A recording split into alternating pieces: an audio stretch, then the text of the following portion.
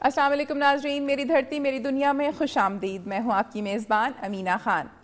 नाज़रीन, गुज़श्ता दिनों दुनिया भर की तरह पाकिस्तान में भी माजूरों यानी स्पेशल अफराद का दिन मनाया गया, जिसमें इस अज़्म का इजहार किया गया कि स्पेशल अफराद को भी मुआशरे में नुमाया किरदार देने की ज़रूरत है और उनकी फलाह व बहबूद से मुतालिक बड़ी बड़ी बातें की गईं। दूसरी जानिब तहसील तंगवानी के गांव में कई अफराद नस्ल दर नस्ल हाथ और पांव से महरूम हैं, लेकिन उन्होंने इस माजूरी को मजबूरी बनाकर भीख मांगने का रास्ता इख्तियार नहीं किया, बल्कि मेहनत और मुशक्कत करके अपना और अपने अहले खाना का पेट पाल रहे हैं। पता नहीं बुलंदो बांग दावे करने वाली हुकूमत और करोड़ों रुपए की इमदाद इकट्ठी करने वाली NGOs की नजर उन पर क्यों नहीं पड़ती। आज के प्रोग्राम में इस हवाले से खुसूसी रिपोर्ट शामिल है, जबकि तालीम, सेहत और दीगर शोबों में दरपेश अवामी मसाइल को भी प्रोग्राम का हिस्सा बनाया गया है। जी तो नाज़रीन, प्रोग्राम का बाकायदा आगाज करते हैं। आपको लिए चलते हैं सिंध की धरती में, नजर डालते हैं सिंध से मौसूल होने वाले रिपोर्ट्स पर। हिम्मत मर्दा मदद खुदा। जब इंसान हिम्मत करे तो पहाड़ों को भी चीर सकता है। ऐसे ही बाहिम्मत लोगों की दास्तान तहसील तंगवानी के नवाही गांव भोलो बकरानी के उन माजूर लोगों की है जो नस्ल दर नस्ल हाथ और पैरों से पैदाइशी तौर पर माजूरी में मुब्तला है, लेकिन वो इस माजूरी से मायूस होने की बजाय इसको खुदा की रजा कहते हुए आम लोगों की तरह मेहनत मुशक्कत करने में मसरूफ हैं। तफसीलात जानते हैं कंदकोट से अपने नुमाइंदे दिलीप कुमार ठाकुर से।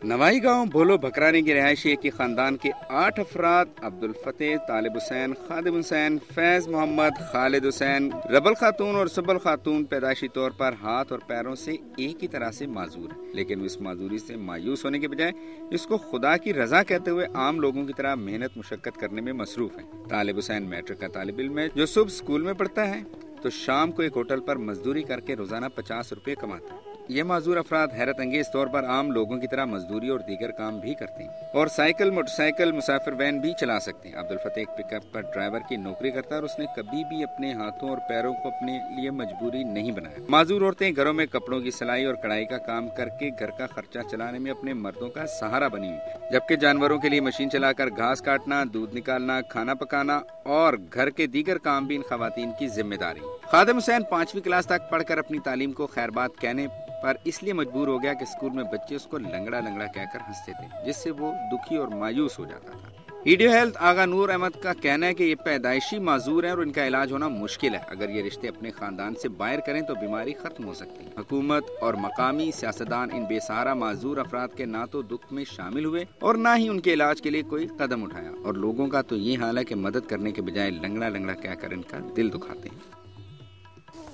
नाज़रीन, ठट्ठा में मकली का तारीखी कब्रिस्तान लाखों सैलाब मुतासरीन की वजह से तबाही के दहाने पर पहुंच गया है। आइए तफसीलात जानते हैं। अक़वाम मुत्तहिदा के ज़ैली इदारे यूनेस्को ने कहा है कि ठट्ठा में मकली का तारीखी कब्रिस्तान सैलाब मुतासरीन की वजह से तबाही के दहाने पर पहुंच गया है। सिंध में MS बंद पर पड़ने वाले शगाफ की वजह से 8.5 लाख मुतासरीन ने नकल मकानी की थी। इनमें से 1.5 लाख लोग मकली के तारीखी कब्रिस्तान में आकर रुके। ये कब्रिस्तान सदियों पुराना है, जिसमें 5 अदवार के बादशाह, वज़रा, गवर्नर और सिपाहियों के मकबरे और कब्रें हैं। ये कब्रिस्तान महकमा आसार कदीमा की अदम तवज्जो की वजह से पहले ही तबाही का शिकार था। रही सही कसर मुतासरीन ने पूरी कर दी।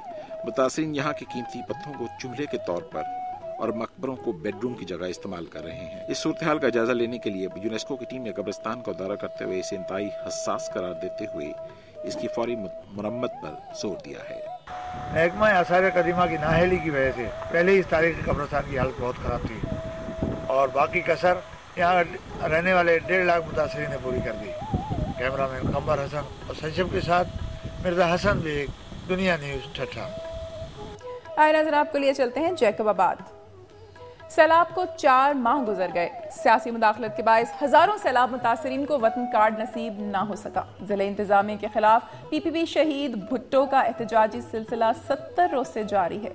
तफसीलात जानते हैं MD इमरानी से। जैकबाबाद में सियासी मुदाखलत के बायस हजारों मुतासरीन को वतन कार्ड नहीं मिल सके। जिला इंतजामिया के खिलाफ PP शहीद भुट्टो ग्रुप का एहतजाजी सिलसिला 70 रोज से जारी है। वतन कार्ड की गैर मुनसिफाना तकसीम के खिलाफ पाकिस्तान पीपल्स पार्टी शहीद भुट्टो के जिला दफ्तर से एहतजाजी रैली निकाली गई। रैली के शुरका मुख्तलिफ रास्तों पर मार्च करते हुए डिस्ट्रिक्ट सेक्रेटेरिएट के गेट पर पहुंचे, जहां उन्होंने धरना दिया। मुजाहिरीन ने DCO के खिलाफ सख्त नारेबाजी की और उनका पुतला जलाया। मुजाहिरीन ने खिताब करते हुए कहा कि जब तक हकीकी मुतासरीन को वतन कार्ड जारी नहीं होते तब तक पीपल्स पार्टी शहीद भुट्टो के वर्कर चैन से नहीं बैठेंगे। पंगरियों और गिरदोनवाह के इलाकों में आवाम को दरपेश मुश्किलात और शहर में दूसरा यूटिलिटी स्टोर खोलने की जरूरत के मद्देनजर पंगरियों शहर में वंगो रोड पर एक और यूटिलिटी स्टोर खोल दिया गया है। आइए तफसीलात जानते हैं। पंगरियों में नए यूटिलिटी स्टोर का इफ्तिताह हुर जमात लाड़ चौकी के मुख्य फकीर लाल बख्श हमदानी ने किया। यूटिलिटी स्टोर के क़याम से पंगरियों शहर के अलावा यूनियन कौंसिल चर्क्स, यूनियन कौंसिल खोसकी, यूनियन कौंसिल खलीफो कासिम के शहरों, कस्बों और देहात के अवाम को भी फायदा पहुंचेगा। यूटिलिटी स्टोर के इंचार्ज तारिक शाह राशदी ने बताया कि इस स्टोर पर चीनी, आटा और रोजमर्रा इस्तेमाल की दीगर अशिया हुकूमत पाकिस्तान के मुकर्रर करदा नरखों पर दी जाएंगी और कोशिश होगी कि अवाम को ज्यादा से ज्यादा सहूलतें फराहम की जाएंगी। और अब एक नजर में जायजा लेंगे सुबह सिंध की चंद खबरों का।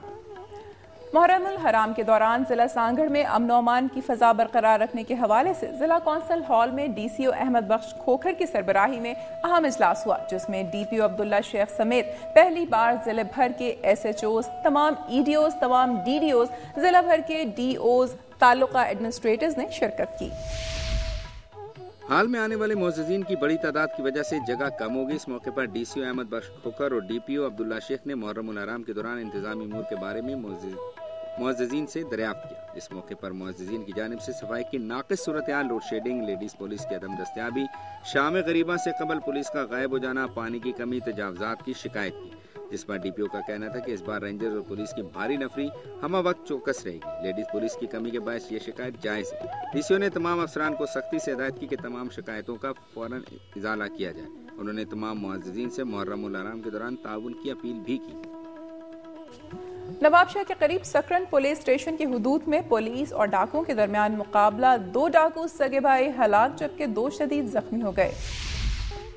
रात के कराची से नवाबशाह शादी में शिरकत के लिए आने वाली बारात की बस को सकरन पुलिस स्टेशन के हदूद में 5 से ज्यादा मुसल्लह डाकुओं ने रुकने का इशारा किया।